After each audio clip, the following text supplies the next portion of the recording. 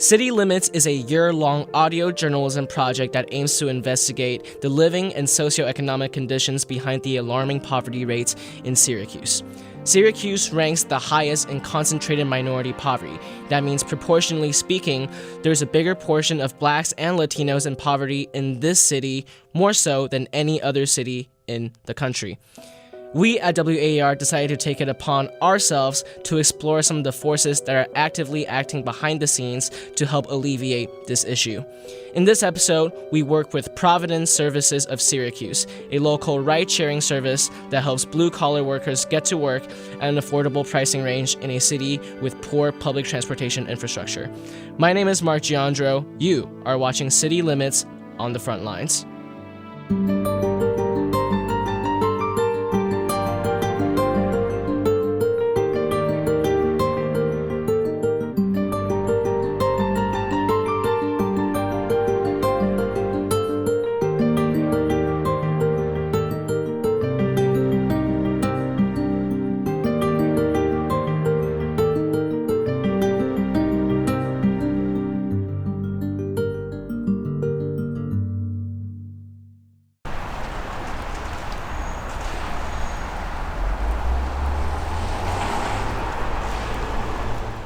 My name is Deborah Huntley. I'm president of Providence Services of Syracuse. The organization became a 501c3 in 2014. There were things that led up to that, prior to that. And in 2015, we began a pilot program called Ride to Work, and that was successful.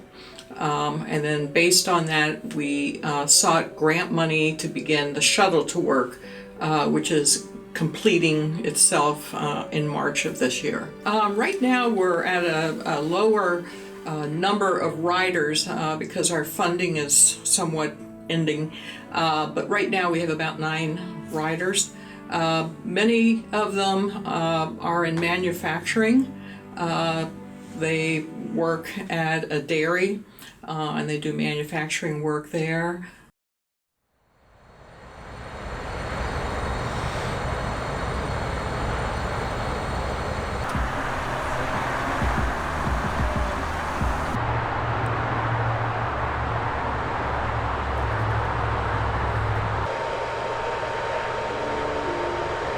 It was very hard getting to work, paying people or people don't show up and then you late for work, and that's a lot because this job is far and then you don't want to lose your job because you got bills and stuff, so it helps a lot. Well, getting to work before, I didn't have a vehicle, so with the service, it got me to be here on time and it got me a permanent position to be here, but before that, I wouldn't have had this job if it wasn't for this service. I've been using this car service since I've been living in Virginia, so 5 months. So yeah, it's gonna help me a lot. I'm actually saving up to get a car now. Okay. That actually helps because it's not that expensive, so. But right now, this service right now is being good for me, so I'm gonna take the service for probably another 4 or 5 months. But other than that, service is great. She's great, and she got a good thing going on to get you back and forth to work. It's really hard. A lot of my friends, I gave them her number or whatever, for them to help to get to work, but it's hard because this job is further than their jobs, and it's hard for them to get back and forth to work, especially on the bus line because some of the buses don't run all the time. Do you think Syracuse's lackluster public transportation system contributes to the staggering poverty rates of the city? Definitely. Do you think there's a correlation? Yeah, definitely. Yeah. Funding. That is our major problem. We have so many people who want our service, but the funding is a challenge. The idea that there's a need for transportation for low-income people to get to work, to be able to get a job, is somewhat of a new idea. And so there's no federal money that we're able to access ourselves. We would have to go through an MPO who is not willing to get that money for us. And also state grants that's new to them, the whole idea. So we're trying to really awaken the community and the funders that this is the key part to be able to get a job.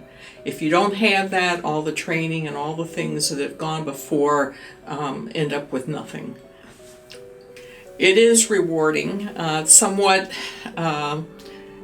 encompasses my life from the time I get up to I go to bed. But being able to help people have a shot at a really good, productive life where they can make decisions of where they live, what they want to eat, where they can go, and having self-respect for themselves because of the job that they now have and the advancement opportunities, that really makes it worthwhile, definitely. After working with Providence Services and talking to some of his customers, what we learned is that a viable and sustainable mode of transportation to get to work on time every single day may be the key to rising the corporate ladder. In order to ensure that you can get a promotion, which ensures a better socioeconomic future, you must first ensure that you can get to work on time every single day. My name is Mark Giandro. This is City Limits Project on the Front Lines. City Limits on the Front Lines is produced by WAER Syracuse Public Media with generous financial support from the Central New York Community Foundation, National Grid, and Grossman St. Amour. Get caught up on all the episodes of City Limits Project at citylimitsproject.org.